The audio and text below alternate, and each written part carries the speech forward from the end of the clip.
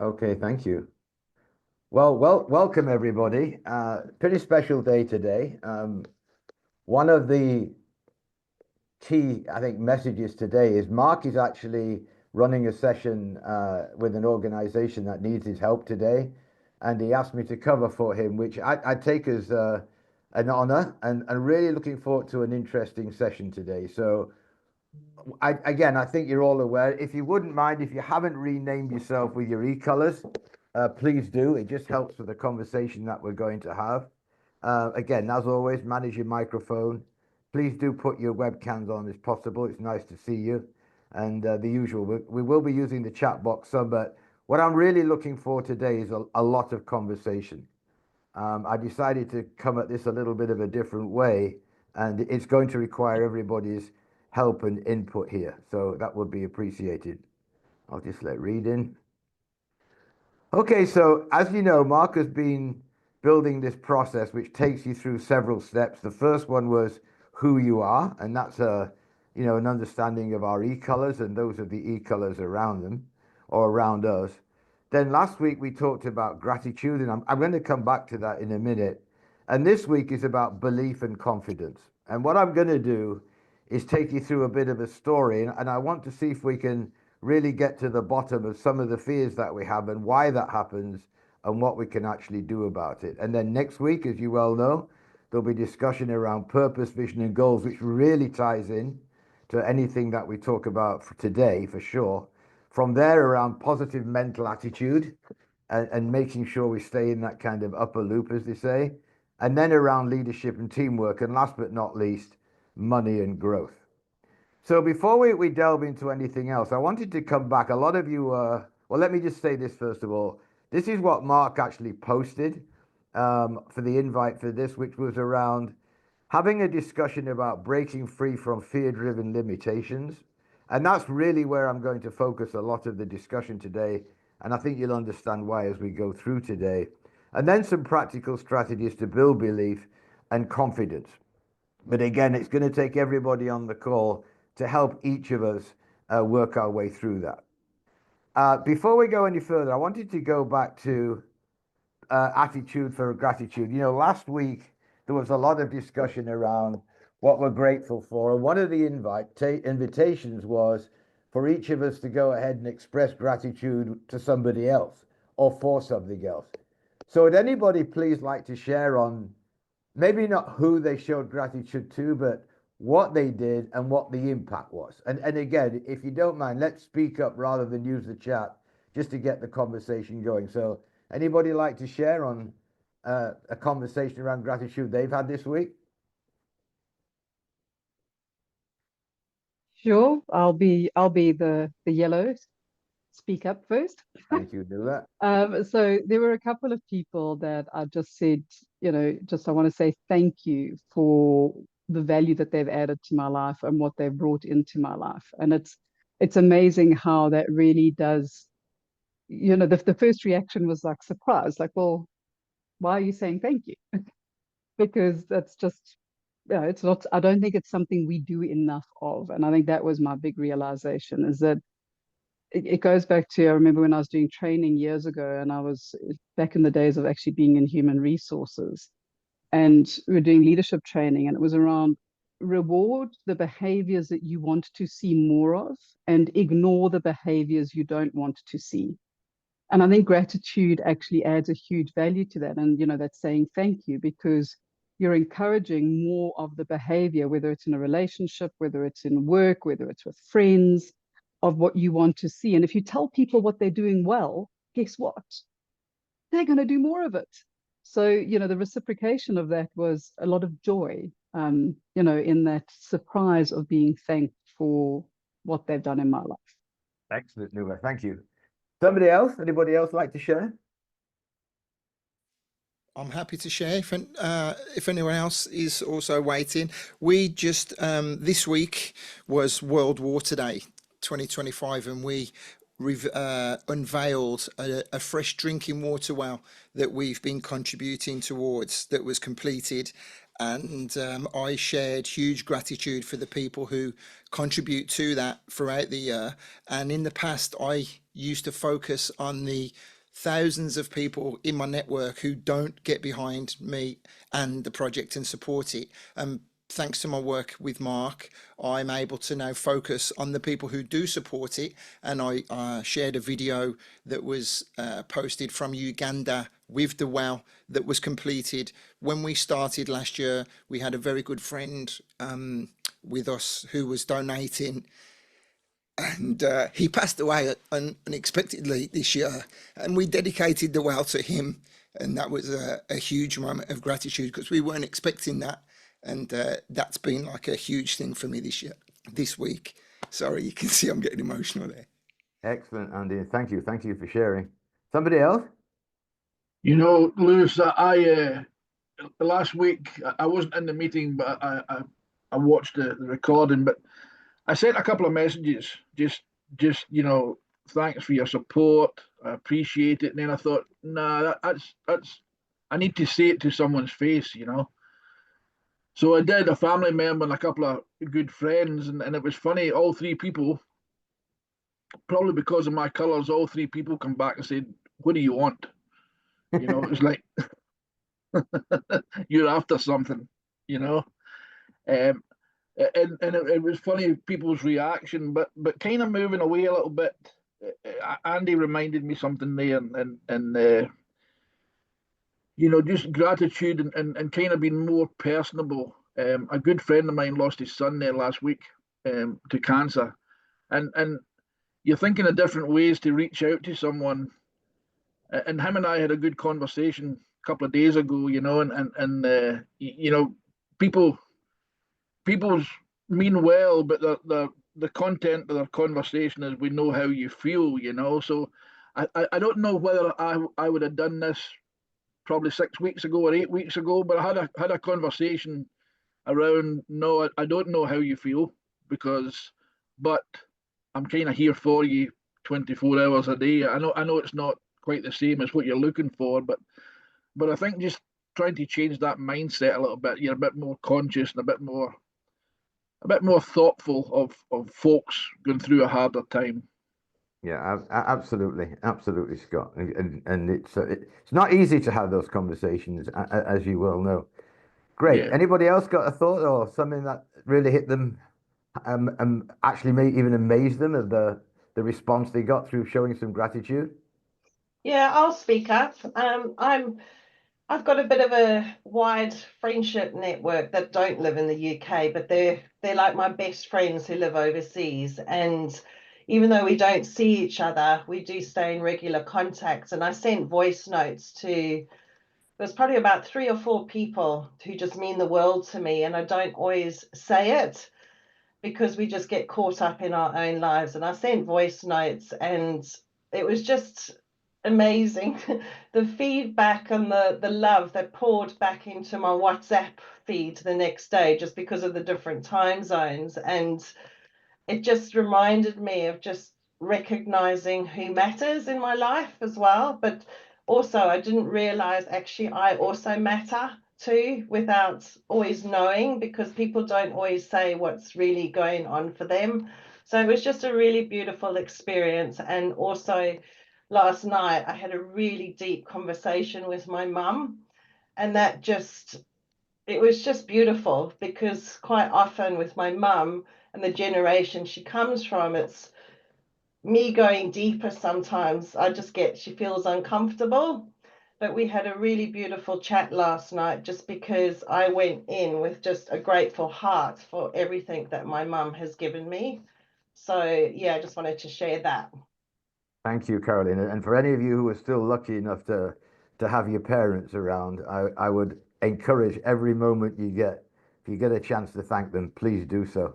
Great. Well, I'm sure we could probably spend the hour talking about, the experiences you've had, but in honor of today, I'm going to move on. And I do want to talk a little bit about this business of belief, because I think it's really important to understand. So, a long time ago, there was a gentleman called Napoleon Hill, and he wrote a really interesting book. Actually, he wrote several books, but it's a lot of what he talks about that we're going to focus on today. And as we were talking earlier on, the discussion today is very much going to focus on fear. And I had a personal experience I'm going to share with you because I'm hoping it will stimulate some conversation for us all to be thinking about.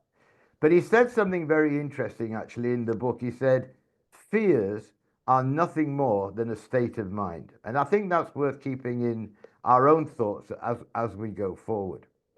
So, and these are the different fears that he said that, you know, can actually prevent people from realizing their full potential. The first one is fear of poverty.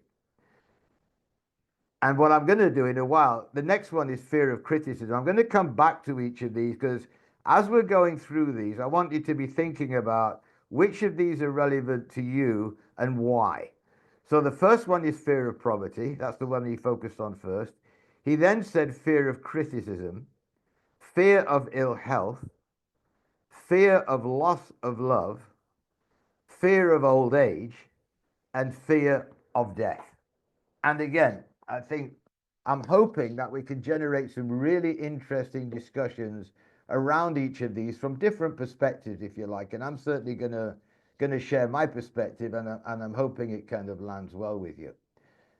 They say that successful people are aware of and manage the perspectives on these, and that's probably easier said than done. So let's have a discussion, you know, as we go forward and see how that kind of plays out, if you like. So my first question, do you think, and this is something that I've been thinking a lot about this week when I knew this is what we were going to be talking about, do you think there's a link between our fears, our strengths, and our potential limiters? Anybody got any thoughts on that? And to help you along, I'm going to put the strengths up for a minute. And when you look at maybe your strengths or the one that you most identify with, what occurs to you when you see your strengths relative to the fears that you've got?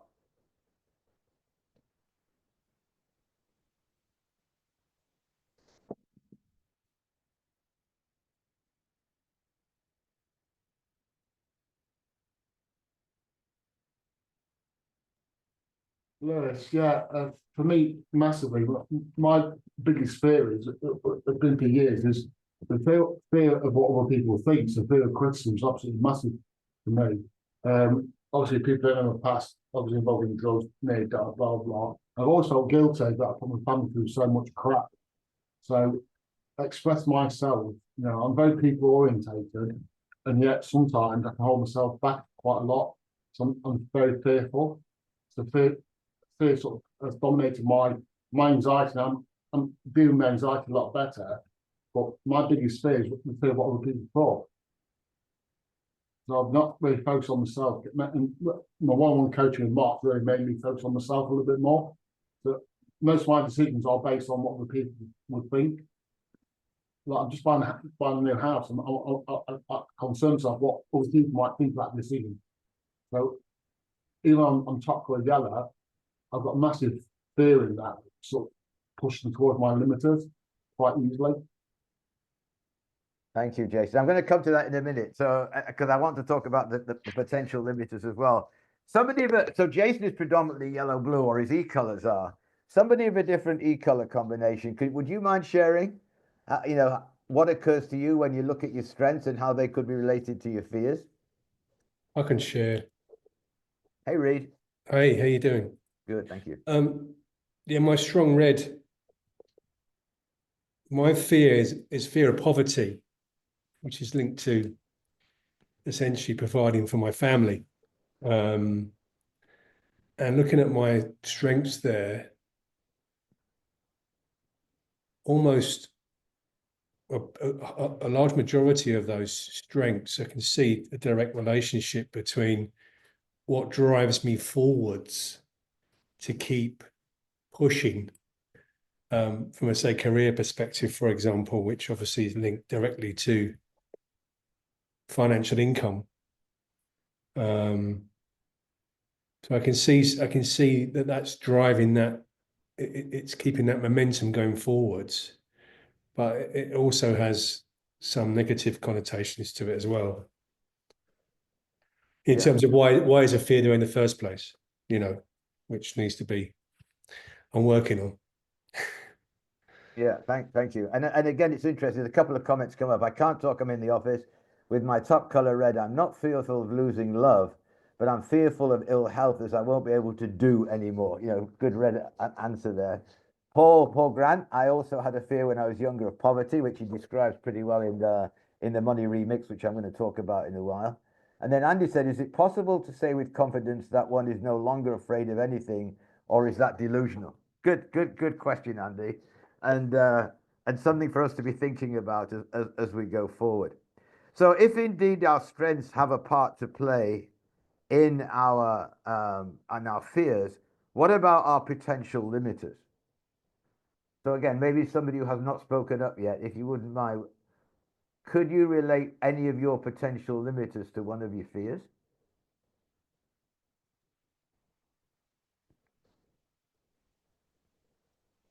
I'll speak, Lewis. So I'm a yellow red, pretty much 50-50 on those. But one of my biggest fears is not being good enough. And I have imposter syndrome quite a lot. And that is down to I'm quite disorganized in my job. So I'd love to get something done, but getting to the done, I'm very disorganized. Now I just go as fast as I can to get to that done. And I sometimes think that other colleagues think that I'm not capable because I don't write down the detail. Thank you. Very insightful. Anybody else? Yeah, I'm happy to speak up. So I could have just said exactly what Jason said, basically. I'm very, out of all of that list, I think it's fear of criticism, and that I'm a green blue, so that makes complete sense. But I found it really interesting what Reed was saying. One of mine used to be fear of poverty. And so I was a career person, striving until I got ill, and then the money didn't matter. So it's quite interesting how you can change your fears change depending on what is the most important thing that's going on in your life at the time. So I found that quite interesting, how that fear suddenly went when I was ill. Yeah, changes your perspective Yeah. completely, doesn't it? And I see what Jason's put here is bizarrely when I'm anxious, I become over talkative. So again, anybody else want to share on this just before we move on? I think sometimes, Lewis, it can feel when you kind of throw all your eggs in one basket, being dominant red, and things don't work out, it can be a confidence kind of bust your confidence a little bit because you kind of put yourself out there and there's no get out clause. So Yeah. so you kind of or sometimes I feel as if I'm backed into a corner when things don't go the way I expect it to go. Then you've kind of got to do a 180 and have another look at it. So yeah, that's personally that's kind of how I feel at times. Yeah, I think that's very relevant actually. And Andy's just put, yes, we're working with Mark. I believe I've comforted my peers, but still have a long way to go in many areas. And all power to you for that, Andy. So what I'm gonna do is again, I think you've already answered this pretty well. I think one of the things that it depends where you are in your life, and that's something I want to talk about in a minute here, but I do think it's interesting that, again, for example, somebody just said it, top color green. Not surprising. There's a fear of criticism there, either be it self-criticism or from other people. But I wanted to back up and tell you a little bit of a story, not because it's particularly my story, but we all have issues that come along in our life, and I want to kind of put things into context for you. And again, I would offer you when you're thinking about how do you overcome your fears, how do you gain some self-confidence, a lot of it has to come through what we call intentional leadership, or at least intentionality. And I certainly had something that went on in my life which virtually changed the way that I think and do nearly everything that I do today as opposed to before. Again, I'm not saying your story is going to be the same as mine, but I do believe that you don't go through life without a story, whatever that story turns out to be. So I just wanted to share it, kind of put this in perspective for you, and maybe we can have a conversation about it. So I want to take you a little bit back to my history. I started, and some of you have heard the story before. Back in the 1970s, I first went to work offshore on an oil rig. I just fell in love with the idea of the fact that people could have T-bone steak and fried eggs for breakfast at 6 o'clock in the morning. And actually, I loved it, I think, because I'm technically incompetent.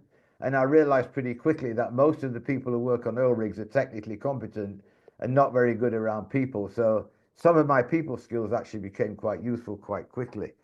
Unfortunately, it was particularly in the 70s, it was a very dangerous time to work in the business, mostly because most people didn't know what they were doing. And I saw quite a few people either badly hurt, maimed, or killed in the first few months I worked on there. I then actually went to work overseas for about 10 years. I came back just before Piper Alpha blew up in 1988, and that was a significant event. We were actually not only a few miles away when the platform blew up, and 167 people lost their lives that night. And it really brought home to me just how, tragic life could turn out to be very, very, very quickly.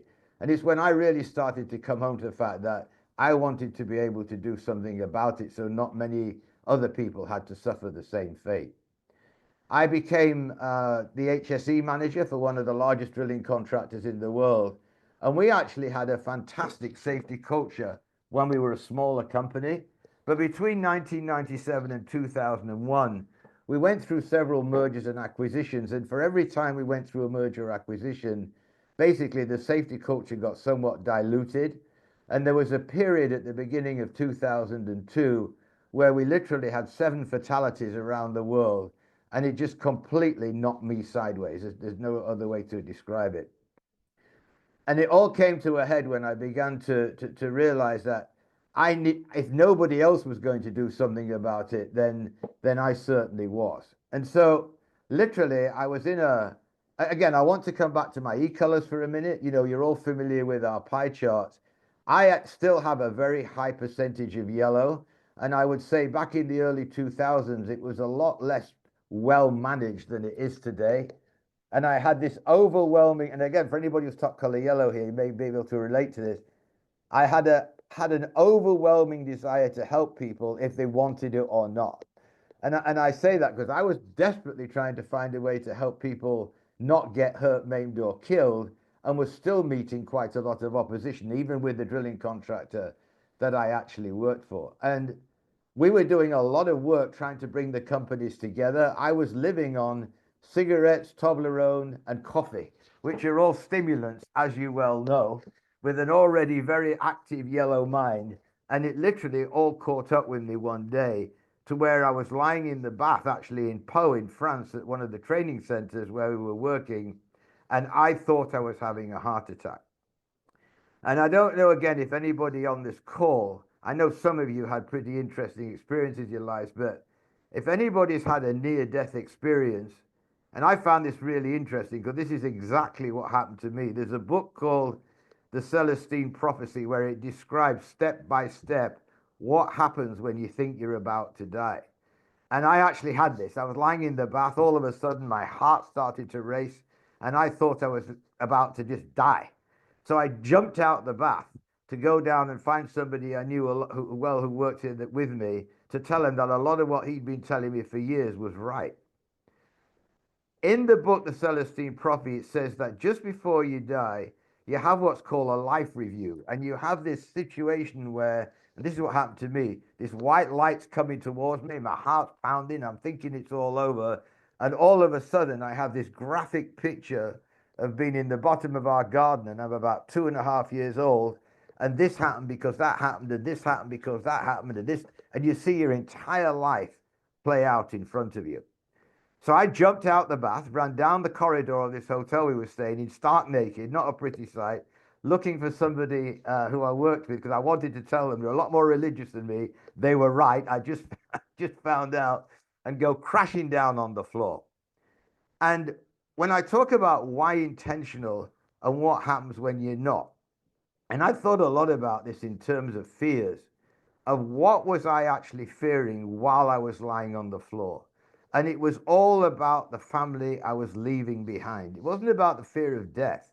It was actually what I was going to be leaving behind. And I did not like the legacy that I thought I was leaving in that moment.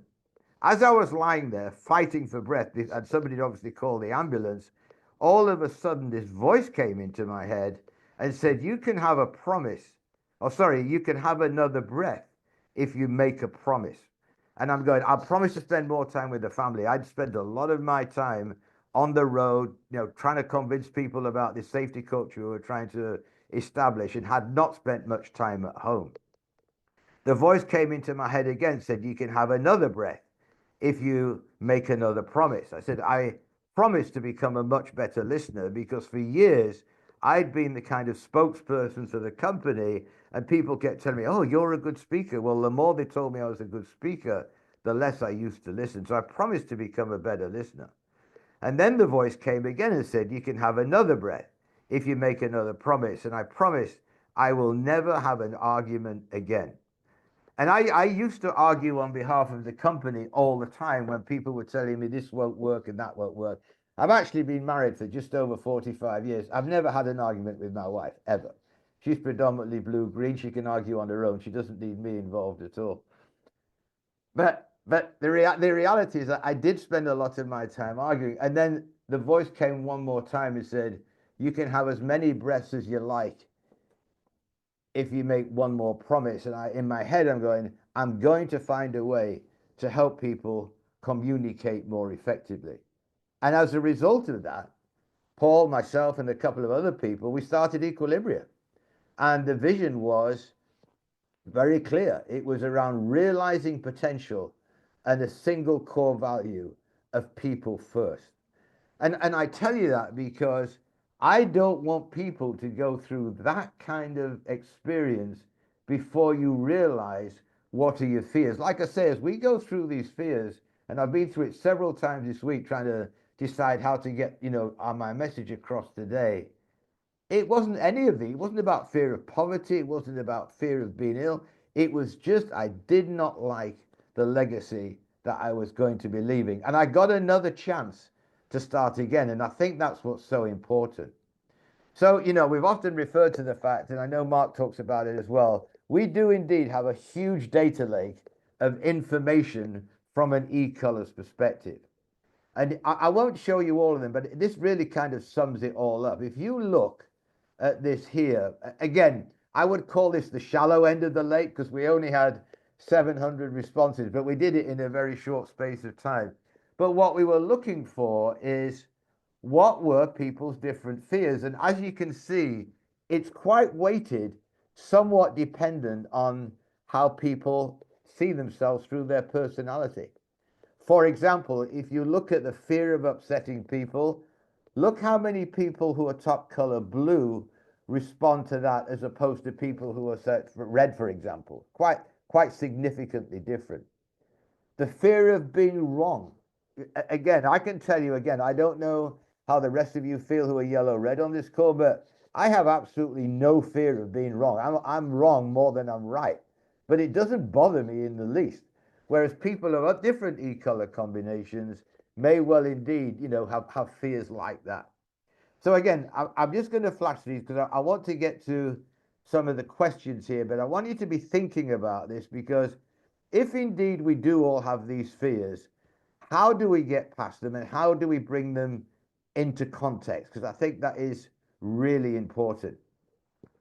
So another thing that Napoleon Hill says is, and this is why I want to make sure we have a conversation now. He writes about what he calls the mastermind theory. When two or more minds come together in a spirit of harmony, they open themselves up to what he calls infinite intelligence. So I have here in Spain just after 10:30.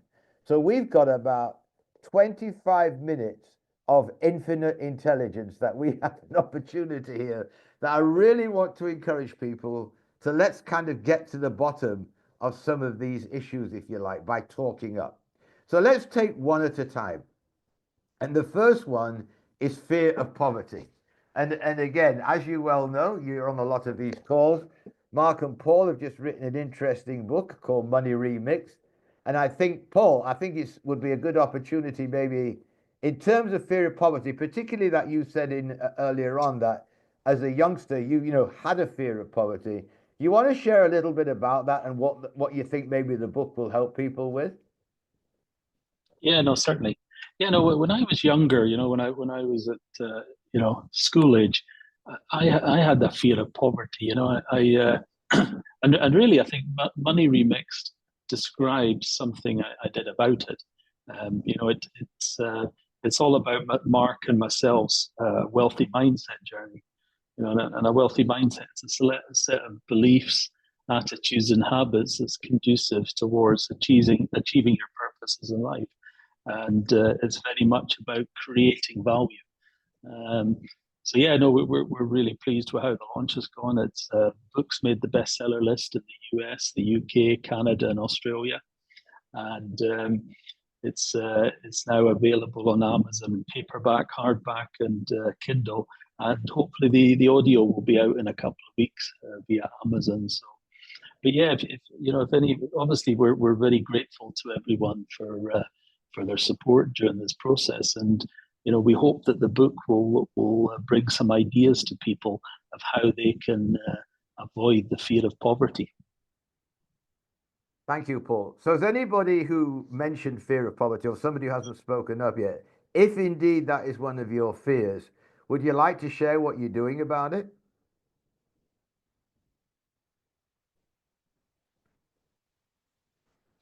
I'd like to speak again. I'm always pausing, giving someone else an opportunity first. After working with Mark, some of my attitudes towards money was highlighted because of my upbringing and my dad's attitude towards money. He was very flash with money because he came from nothing, and I understand now that's all based on a fear of poverty.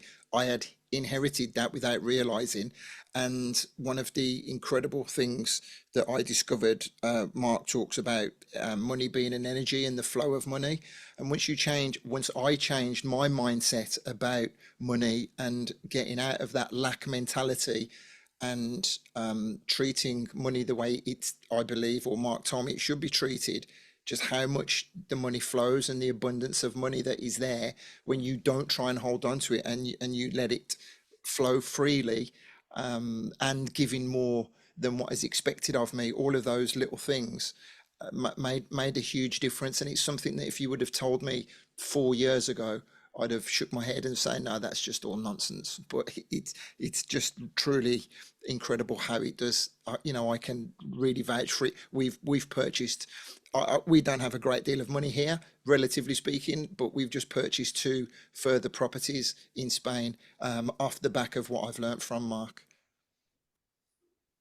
Excellent, excellent. Anybody else like to share how they've overcome a fear of poverty or are still wondering how to do it? So funny enough, Lewis, I was listening to this and going, maybe I need a bit more of a fear. I need to light a candle under my ass. Because I do believe that there is abundance, and I'm a very strong believer that the universe has my back no matter kind of what you're going through. But I'm looking forward to getting the Audible book when it's ready. Excellent. I, All right. I don't Sorry, mind. go ahead. Sorry, I've just got a story, and it's a really daft one. I was just writing it out, but my fear of poverty stopped when I watched one of those silly TikTok stories. I just went down a rabbit hole with it, and then ended up paying $27 for 8 tracks that last 7 minutes each that you have to play in the morning. And I do, when I'm getting ready, I play these 8 tracks on rotation. And then the minute I did that, I got the job that I'd gone for 9 interviews for as deputy chief nurse, and I got the job and I got the big salary that came with it. And it just everything's changed since that. So something as daft as a TikTok story, but what the message of the story is, it's about belief. It's about having that certainty of belief that this thing is going to work for you, and the fear of poverty's gone since then. So, yeah. It was just an interesting thing that happened to me. Thank you. And there's a lot to be said for that when we talk about self-speak. They say the subconscious doesn't know the truth it doesn't know the difference between truth and fiction. It just knows what we tell it. And that's probably something that we can all learn from. So let's go on to the next one. Let's talk a little bit about the fear of criticism. And again, when I first looked at this, I was kind of smiling to myself because, correct me if I'm wrong, but for those of you who are top color green, telling you to stop worrying doesn't do you a lot of good, right? Stacey, I see you laughing. You wanna share something about that? I think for me, it's a fear of not being good enough. So then if somebody criticizes me, that makes me feel like I'm not good enough.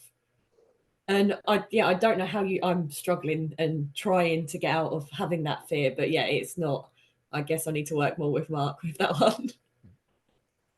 Yeah, that's not a 2-minute journey for sure. No. Anybody else on the fear of criticism? Yeah, Jane. Yeah, I'll just Oh, say something if that's all right.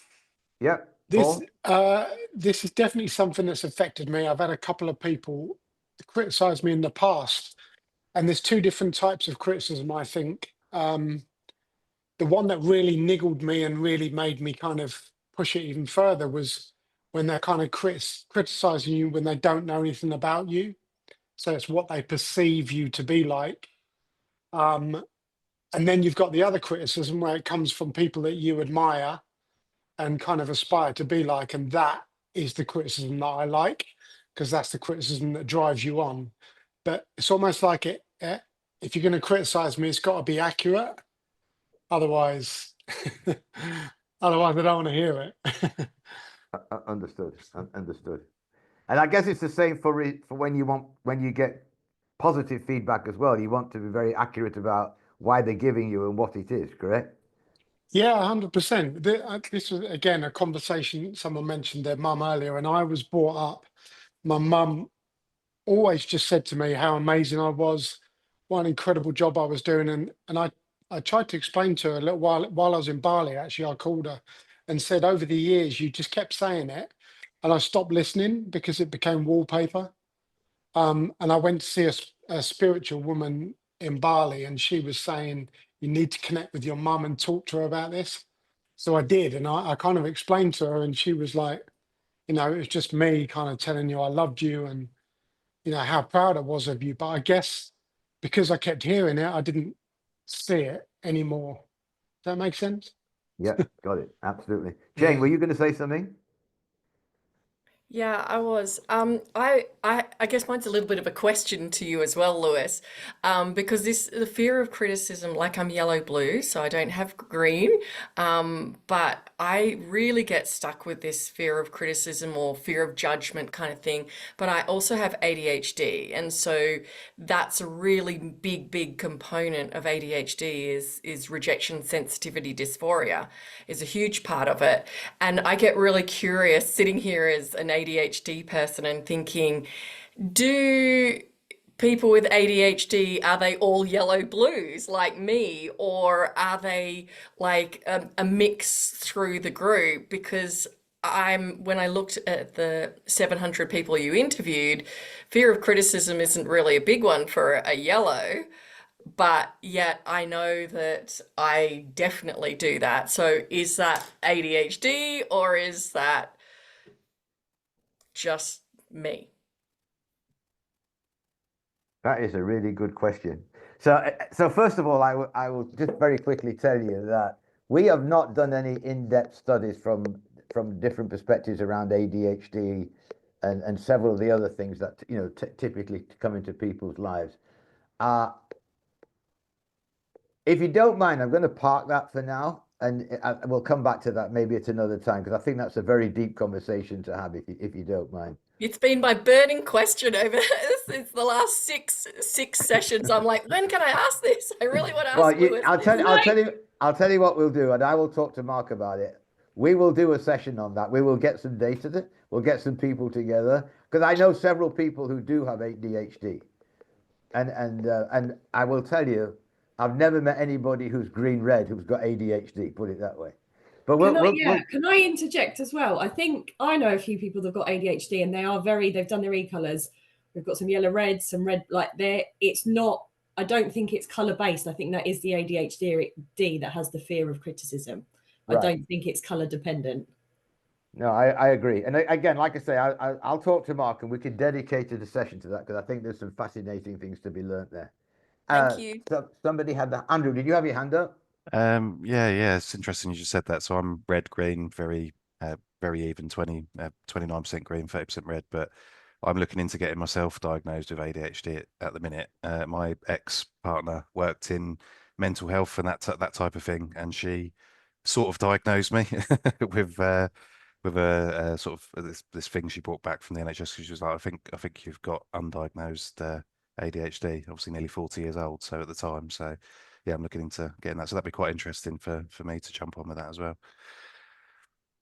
For what it's worth, and I don't want to make light of it, but I saw a TikTok thing the other day, and somebody said that when they get diagnosed with ADHD, they then typically diagnose another 20 people with ADHD. So I think there's a lot to be learned there. And as I say, let's take it as an ongoing discussion.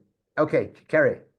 Oh, sorry. You want to move on from it, but I was just going to say yellow blue, and I'm pending a diagnosis as well by my therapist. So it is a really interesting topic. But appreciate you want to move on with it, Lewis. Perfect. But I promise you, we will come back to it because I think there's a lot to be learned from that for sure.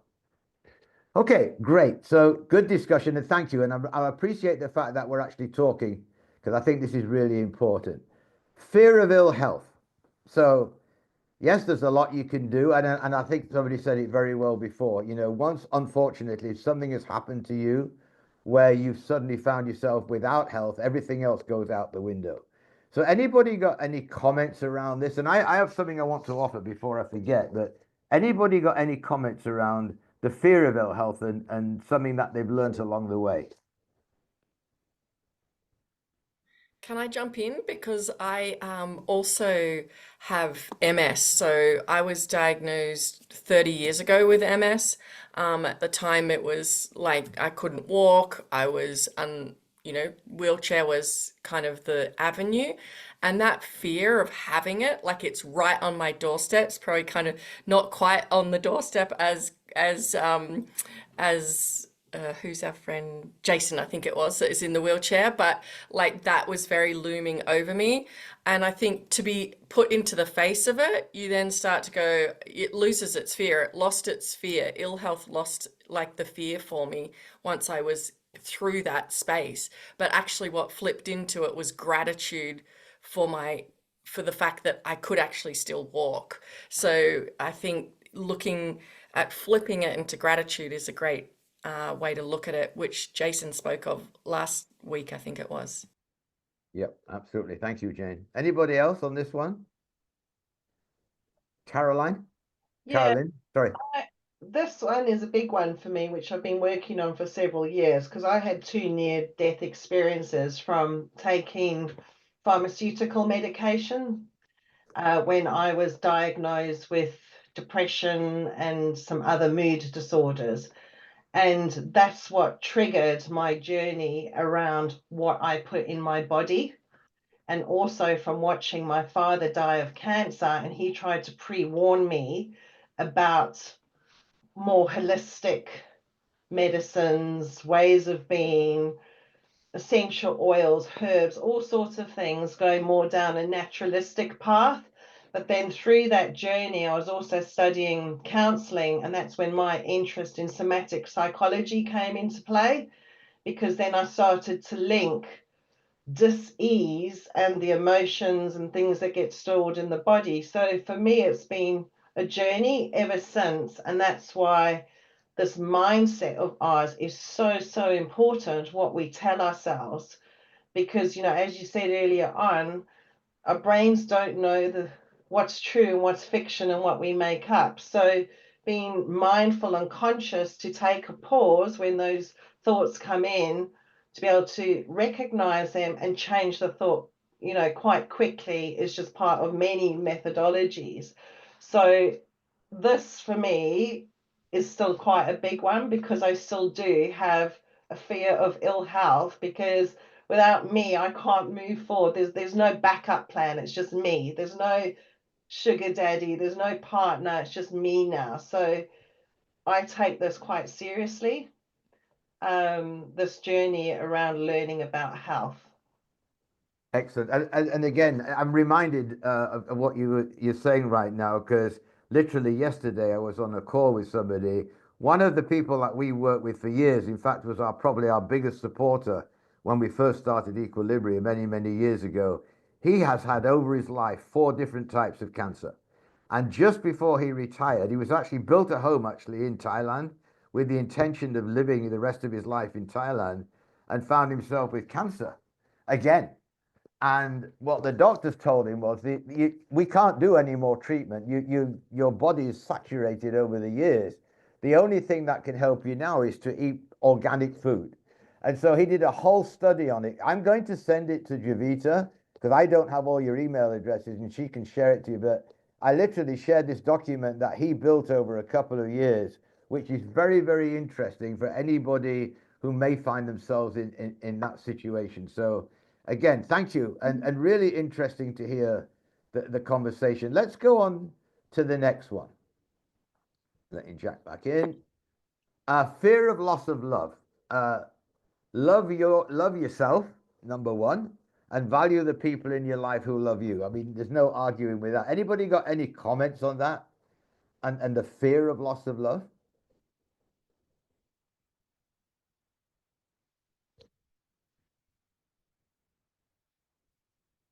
That might be one that's a little bit more kind of private for people. So I'm actually going to go past that.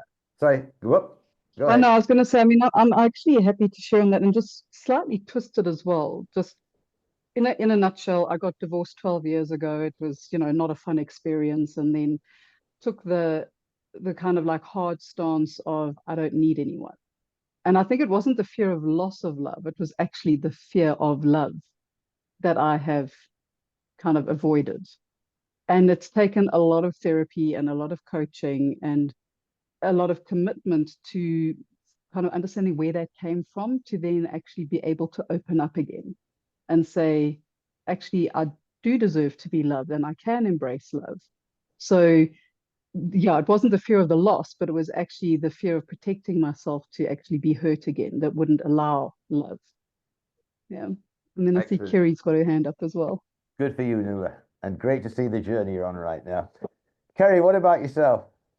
Yeah, again, happy to share. Nuala, very similar actually. So, and I can chuckle about it. 21 years of disastrous relationships, pretty much. And I really can chuckle about it. But what's interesting is I think there is probably a deep fear as I'm getting older in respect to the fact of that I don't have a partner in my life. And the reason that I know, and I'm happy to share this, I'm not conscious of it. And it's back to this the real strength of our subconscious, right? Is sometimes things will just prick me and I will shed tears very gently. Something will just trigger. And I know it's connected to a fear of, it's almost like my therapist said, it's almost like a grief in a way for something that you've not had and you kind of assumed you would have in your life, and that was the intention. And then you get older and you're like, okay, time's running out a little bit for this to actually happen. So I think that's really, really a real fear, maybe not one that you live with consciously day to day, but it's definitely there in the depths for people. And again, Nuala, agree, the spin on it as well of the protection aspect. So going through a period of your life where love hasn't actually maybe been, or your perception of it, very good to you, so you kind of protect yourself and you shut yourself down from receiving. So I think that has a massive impact on people, this fear. Thank you, Kerry. Fear of getting old. And I would hazard to guess that I'm the oldest person on this call. So I'm interested to hear people's perspective on this. And I actually love the way that Mark's got this, because this is one of his slides. Accept that old age is a blessing that brings you wisdom, hopefully, self-control and understanding. Do not regret getting old. And this is so true. It's a privilege denied to many. So any thoughts on that? Lewis, the women in my family have all had autoimmune diseases, and they have also, my grandparents had dementia, and I saw their deterioration until their death. And I just have such a fear of getting old. And I'm constantly saying to my mum, how much did you weigh at this age? What was your health like at this age? And I'm always comparing myself to her, because in the past 10 years, and she's only turning 60 next month, she has just deteriorated. And I'm thinking, oh my God, I'm 40 next year. I've only got so many years left of good health, and I'm constantly telling myself this is going to happen, and it's quite bad. Like, and I think that is my biggest fear. But having control of myself is something that I need to just calm down and take a step back and say, okay, I am not my mother. But then I'm also getting tested at the minute for autoimmune diseases, and it looks like I have one. So it just feels a bit like, oh, well, this was inevitable. Thank you, and thank you for sharing. So, look, again, I don't want to encroach on what Mark is doing. So, as you well know, he will take you down a path when you work with him. I think this fulfillment grid is very important, and I just want to mention the fact that it's there. He will come back to that.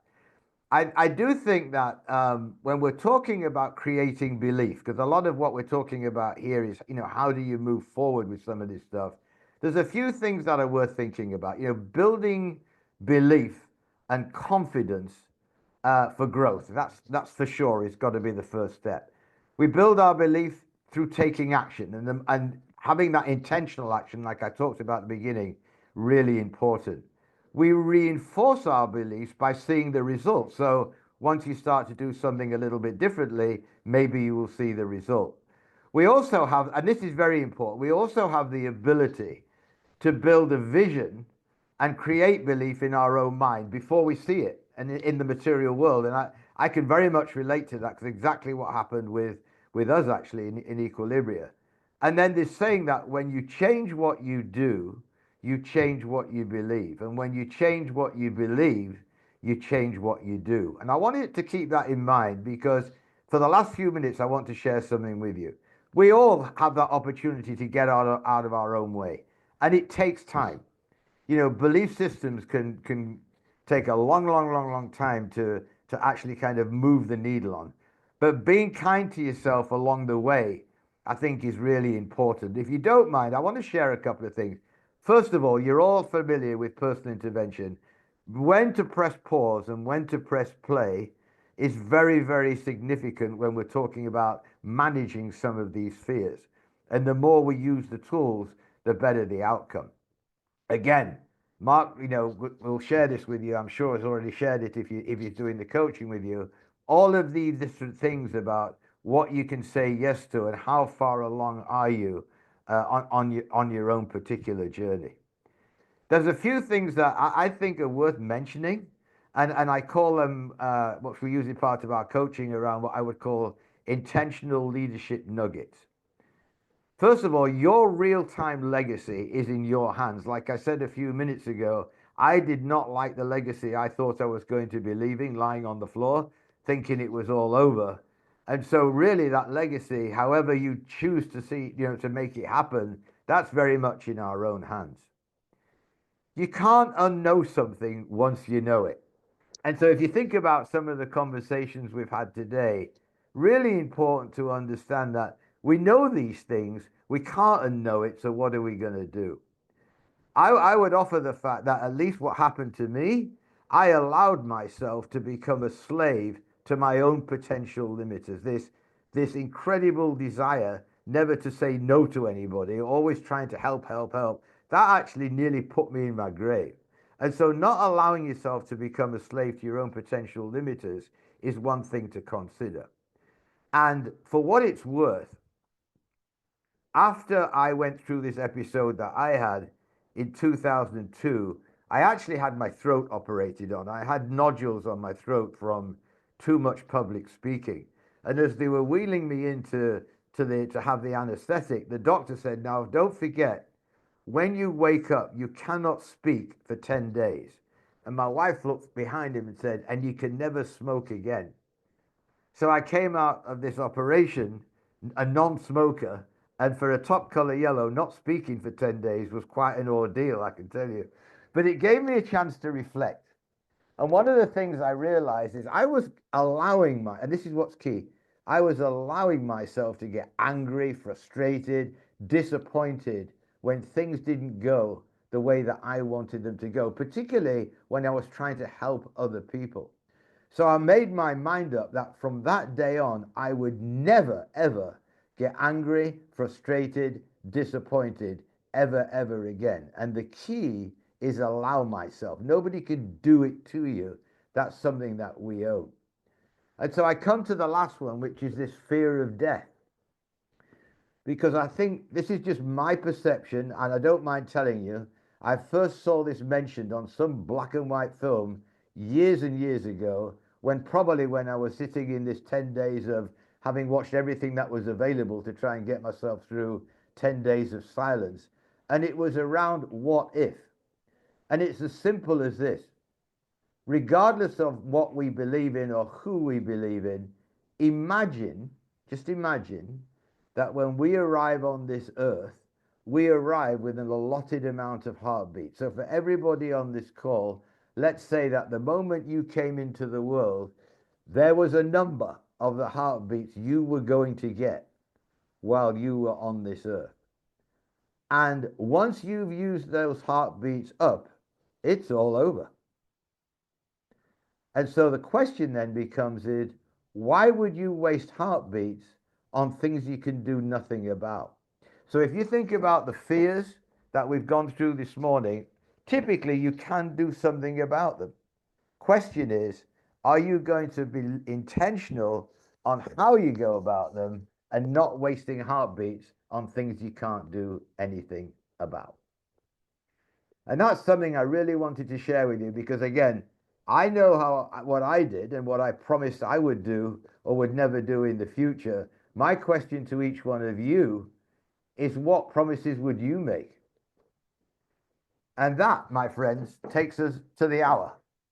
And it's something that, first of all, I really, really appreciate all the conversation we've had today. Beautiful to see that. That's why I don't do running too many heartbeats. So there are times when you are going to use some heartbeats positively. So I get all of that. But again, I want to say thank you to everybody who's been on this call. You know, we talked a little bit about this whole thing about intelligence and collective discussion. What a wonderful way to spend an hour listening to so many people and what they're thinking. So with that, I know that typically what we can do is, for anybody who has to jump off, please feel free to jump off. Anybody who wants to stay behind and have a chat for a few minutes, I'm more than happy. Anybody got any comments? I'm happy to make a comment, but I'll let someone else talk first. Okay, thank you, Andy.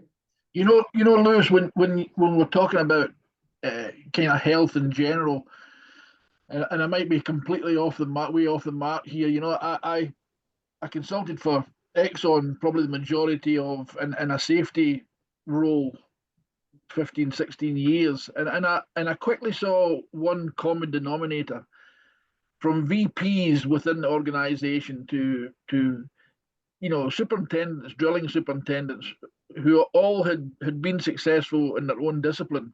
They had 95% had one thing in common, and they looked after themselves. And it wasn't a coincidence. They definitely had that mindset that if you keep yourself healthy, mentally you'll be healthy as well. And I noticed that fairly quickly within Exxon. Yeah, absolutely. Thank you. Anybody else got anything they'd like to say? I see quite a few comments here. Much appreciated. Again, you make these sessions, and I think that's what's the beauty of the way that all this is set up is, I think having these conversations is so important.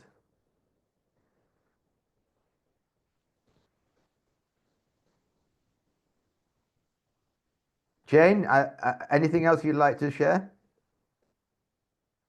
I see Brit with her hand up, Lewis. I think I'm sorry. good, thanks, Lewis. I'm really good. So I'm gonna head off because it's nighttime here in Australia. So I'm gonna listen for a few more minutes and then I'll jump off. But thank you very much. I appreciate it. My privilege. Thank you, Jane. Brit, sorry, I didn't see you there. Brit Lee. No problem. Sorry. Hi, Lewis. Sorry, I couldn't figure out how to put my e-colors on because I'm off a phone, so I don't think it's working as well. But I'm red over green. And just as I've been listening to today's session, I think when I heard you say just how you would never allow yourself to get frustrated or angry, or those things are amazing when we are intentional with them. But I think what was highlighted to me over my journey of growing and maturing within e-colors has been the intentionality is a massive thing. It's a word that people actually sort of mock me on because it's constantly in my mouth of just being intentional in the moment when you are in and around people. But my biggest realization is just how it is important to feel those emotions. So we are constantly working towards helping and equipping and loving the people around us and being the best versions of ourselves. But obviously, with different personalities, as we know, we are never all going to live in harmony. So those emotions are going to come up. But my biggest thing is just that we feel it. And then I almost give myself a moment to feel it. So even if it's sadness, the tears could come, or the frustration could come, or the anger could come. But I remind myself that I am in charge of those emotions and I need to feel them, but also respond even while I'm feeling it. So it's almost like I give myself a period of time to feel that emotion and ask myself the why behind the emotion, but then move forward in an intentional and a responsive way. Absolutely. Very well said. Thank you. Completely relate to that. I just wanted to add as well, a lot of that resonated with me. I feel also when people are aware of your own intentionality and the journey that we're on, I can only speak for myself. I believe that it helps in my relationship, especially with my wife and with the team of people that I work with on the radio station. If I'm saying to people that my intention is purely to help and assist, and that there is never the intention to have arguments with people or take offense to anything that's being said, maybe it's down to me, but the way I then deliver a message, it's received slightly differently. And I'm not sure if I'm just better at communicating now, or having those other people know that I'm not coming from a confrontational viewpoint aids conversation, I believe. Nuala, you got your hand up there. I do. And I think Terry can probably weigh in a little bit more on this with the whole breath work. But I think one of the things that I have learned is that when I start feeling my heart rate increasing, is that moment where I know I need to pause and actually do some very intentional breathing, because that's what just kind of calms the whole nervous system down, and it just brings you to that grounding moment, whether it's a minute of intentional breathing or 5 minutes of intentional breathing, how that changes everything around any of that anxiety or that fear that you're feeling. Because so often when you're having a moment of anxiety or frustration or anger, you almost stop breathing. You hold your breath, which creates more stress, which creates more carbon dioxide in your system. Your brain can't function. You go into panic and you actually just end up escalating it. So Kerry, I don't know if you want to weigh in on that. I mean, you described that perfectly, Noella. So not too much more to add on that. But absolutely, yes. Whether it's stilling your mind in respect to, constant thoughts and that negative cycle that we just end up in, okay, when we're triggered by any type of stress. And that can be multiple things. That could be an emotional stress, that can be a practical stress, that can be a financial stress, it can be a work stress. There's so many. I think there's officially something like 260 stressors, right, that can send us, our mind, and therefore our entire selves, into that space of negative self-talk, negative feelings. What is amazing about the breath, and Lewis, and I'll speak to Mark, I'm more than happy to do a session for this group if that would be helpful for people. I'd love to offer to do that. The powerful thing about it is literally we can reset ourselves within 60 to 90 seconds to a place of stillness using our breath alone. There is nothing quicker. And I won't go into the science of that now because I'm a geek and I'm a yellow and I'll talk about it for ages. But I can definitely do that in another session and share some techniques with you. But yeah, honestly, I strongly recommend to anybody to consider leveraging their breath when they're feeling that way. And I'm more than happy to share with this group how to do that. Excellent. Hey, I hate to shut this down, but I actually have to have a call with Paul actually about something. So if you don't mind, we're going to call it a day. But first of all, Javita, first of all, thank you for getting me in this morning, because we were a bit worried with Mark, normally being the one who lets everybody in, etc. So thanks for it. And again, I really appreciate all the conversation we've had today. I think this is you know, when we talked a little bit about the beginning about, I really wanted to make sure people got a chance to talk today, and I think it's very healthy along with the breathing, just to get the good conversation going. So much appreciated, everybody. And well, I am going to send Jovita this document around the around healthy eating, particularly when you've got something going on in your body. And Jovita, I would ask you to share that with everybody. And we'll see you next week. Bye, Thanks, everyone. guys. Thanks. Bye. Thank you so Thank you. much. Bye, Love you all. everyone. Take care. Take care. Bye bye. Stay. Bye.